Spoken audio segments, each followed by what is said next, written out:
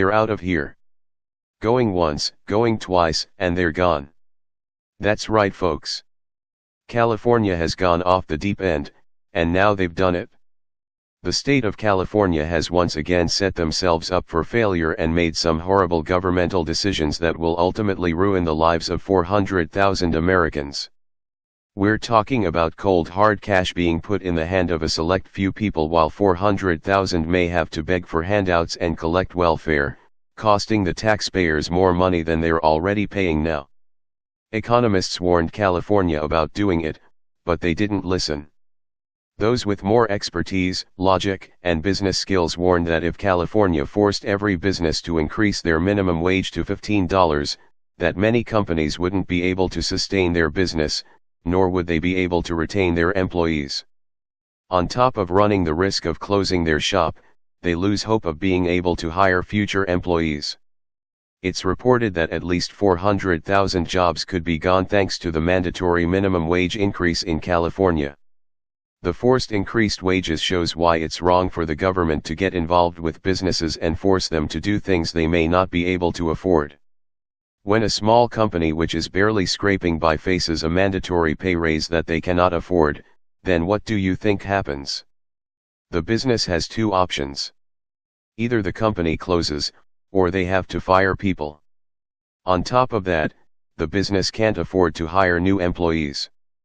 People get fired, new jobs aren't made, some companies closed altogether, and that's where the 400,000 job losses originate. It's modern day math, folks. Businesses need to make enough money to sustain their livelihood. If they're forced to pay wages they cannot afford, then their business falls apart. The number one rule in business is that a company needs to make money to stay alive.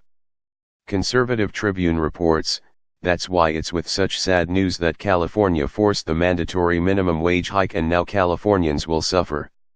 According to that study, entitled California Dreamin' of Higher Wages, California will lose an estimated 400,000 jobs by 2022, the year California's $15 minimum wage has fully gone into effect. Not only is the minimum wage increase going to affect hundreds of thousands of workers, the ones worst hit will be employees of companies who utilize many lower-class workers.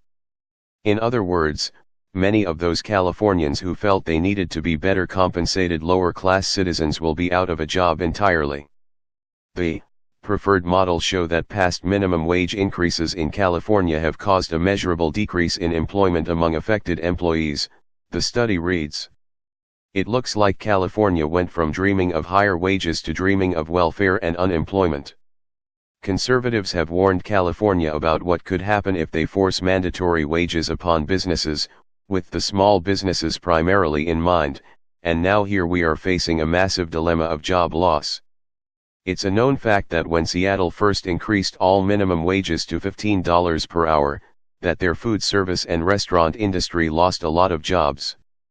People found out the hard way that when a business can barely pay their bills, and then the government forces them to pay more bills, that there is a chance people will get fired, no new jobs will be created, and people suffer. The article goes into further detail. By 2022, approximately 400,000 jobs would be lost as a consequence of minimum wage increases. This estimate is conservative, as it measures the impact of California's state minimum wage but does not account for job loss in counties that had insufficient data, the study states later on. And the economists make the point conservatives have been making for years: if you're flipping burgers and fighting for 15, you're fighting for the loss of your job. Industries with the greatest number of affected employees are most severely affected by job loss.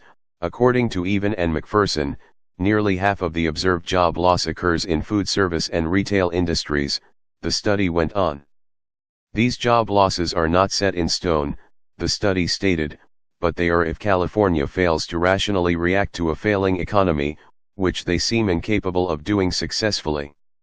When economists say that doing something will drastically affect the economy of your state negatively, then the state should consider that and listen to what they're saying.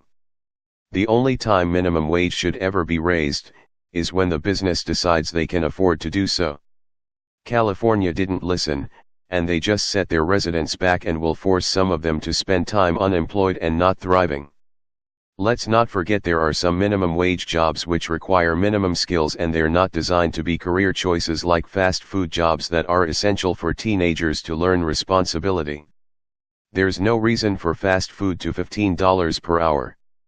Those workers have other options such as looking for new jobs, working up to management, or realizing they should get job training or an education to build a career for themselves.